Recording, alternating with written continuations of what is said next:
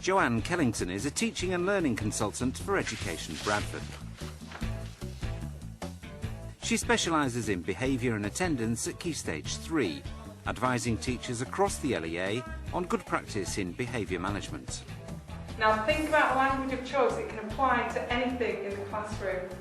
This programme looks at the guidance Joanne offers to one teacher keen to learn new strategies for managing her class. We're often asked by teachers, why are these pupils misbehaving?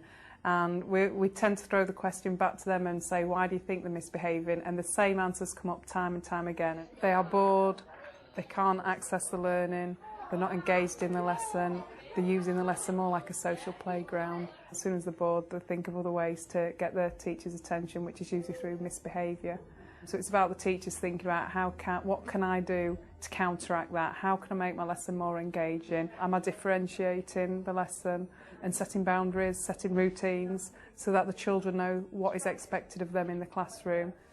Joanne will be working with Claire Hewitt, a newly qualified modern foreign languages teacher at Parkside School near Bradford.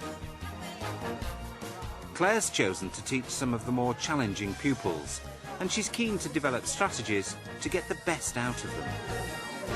What else can you ask for? These. No jeans. Right, okay. So, how do you say blue? Bleu. On, bleu. Something else. Two more things then. One of my targets for when I became an NQT was to take some bottom sets, and I volunteered to do that.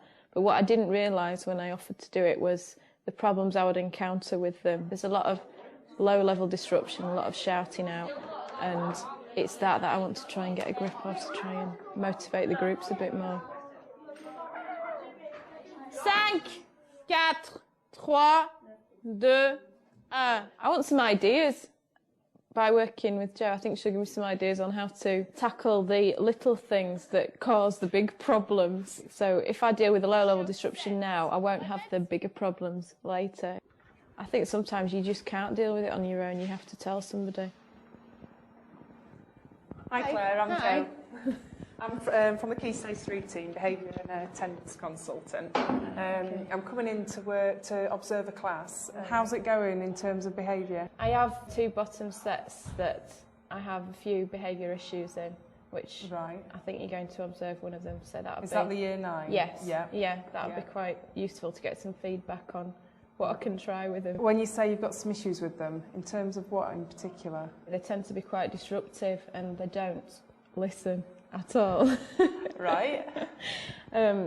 So it's trying to keep the low-level disruption down. Do you think that leads to them going off task because they haven't got a very good grasp of the language? I think that's basically it. They think they don't need it, so why should we bother? Would it be okay if I came in and had a look at this group? Yeah. And then if we meet up after the lesson, Yeah. and we'll just see how you felt about it and Okay. see what I think as well. That's great. Is that okay? Yeah, that's fine. Brilliant. Yeah. Thank you. Okay.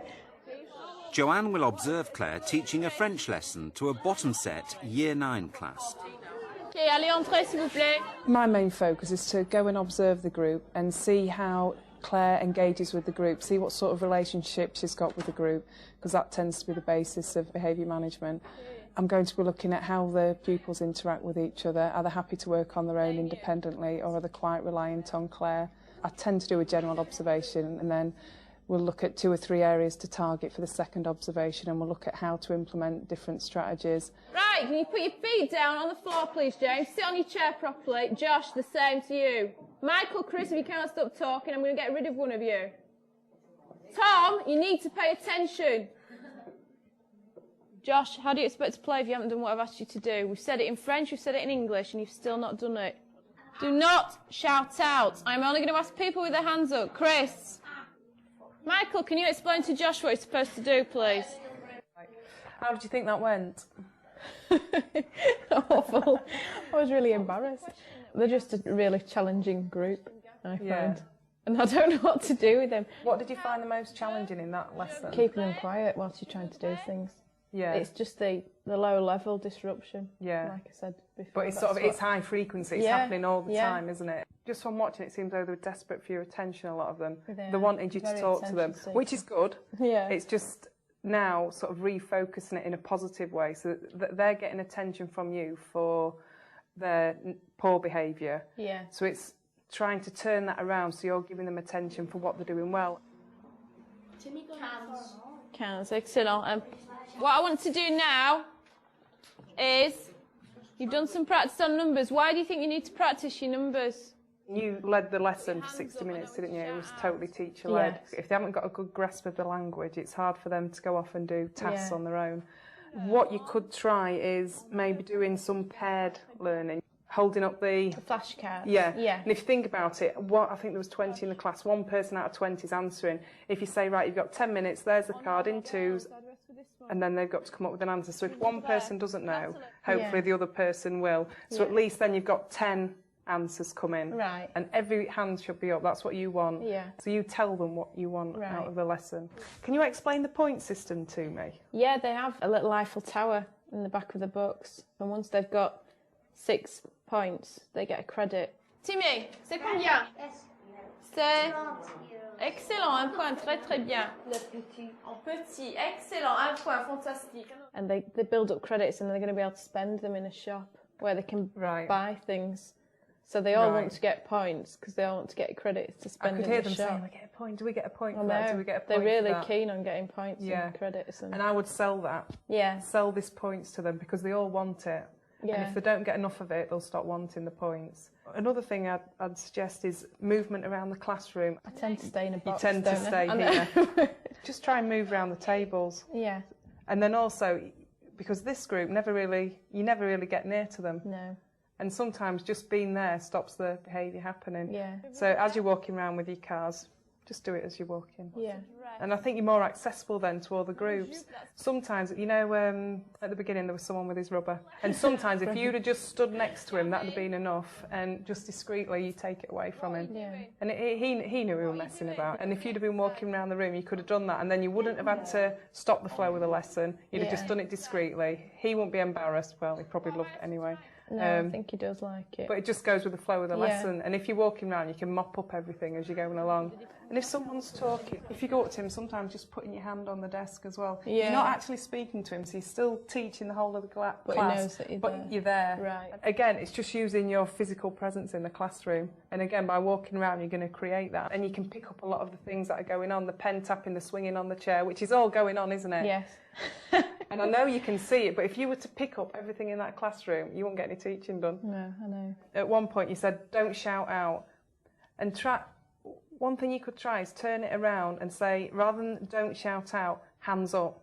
So, because as soon as you say don't, for some reason, kids like to do it. Yeah. It's like don't touch a hot plate. They touch the hot plate, don't they? If you try and turn the language from don'ts to do's. I don't want you to talk. Tom, you are not using this board again. Do not shout the answers out. Rather than saying, don't shout out, hands up please, and you're teaching them what you want them to do. You're teaching them that you want their hands up. And if they do shout out, ignore whatever they've said. Right. Rather than saying, don't shout out, ignore it. But thank you for putting it, That's getting it right and putting the hand up. Yeah. Right. Okay. If you were to think of 2 or 3 things you wanted to put in that class, or not to put in, to try out on Thursday, what would you be happy doing? They're walking around the classroom whilst I'm doing activities or whatever. Try that out on Thursday. Yeah. So if the teacher, obviously your normal lesson, but really go for moving around the classroom. Right. I'll put a pedometer on you, see if you do 10,000 steps. Okay, we're not a special I've just completed 2 miles. So that's quite an obvious one, isn't it? Is there anything else? I'll just try and the positive praise, basically. As soon as they do anything right, no matter how small it is, praise them. Yeah.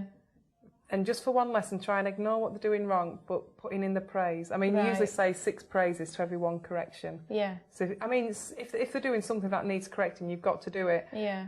But just praise and praise as much as you can. And then as soon as they start getting your attention through the praise, it can help to turn the behaviour around. Right. Like I said, this class they're not going to change overnight. It will take 2 or 3 weeks. It's just a case of doing it and see if we can actually improve the behaviour. Okay.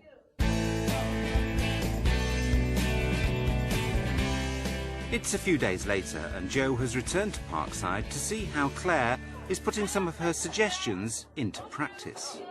These behaviours are very, very typical. Every teacher's going through this. Lots of calling out, lots of children off task. I think it goes right back to what's in it for the kids. The kids need to want to be in the classroom. They need a really good relationship with the teacher. Can you sort your shirt out for me, please? Tuck it in before you sit down, Damien.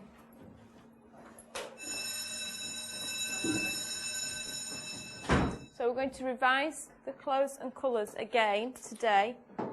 You've got to be perfect, Chris, yes? Absolutely perfect. A lot of low-level disruption, I'd say, is about attention seeking.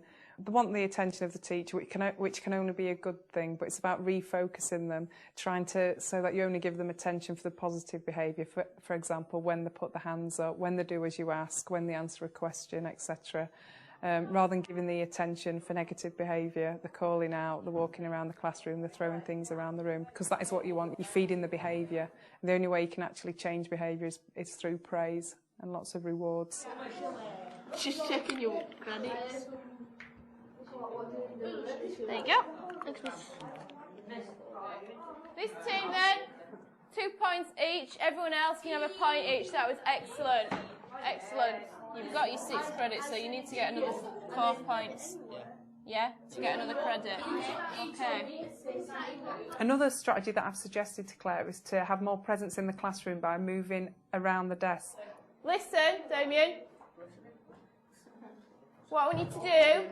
Now again, it's difficult in some classrooms because the desks are quite compact and there isn't the space to move around. But just by moving around the classroom lets the children know you're around. Also, you can use your physical presence, again, to be proactive, and sometimes just by standing near a child is enough to stop them misbehaving.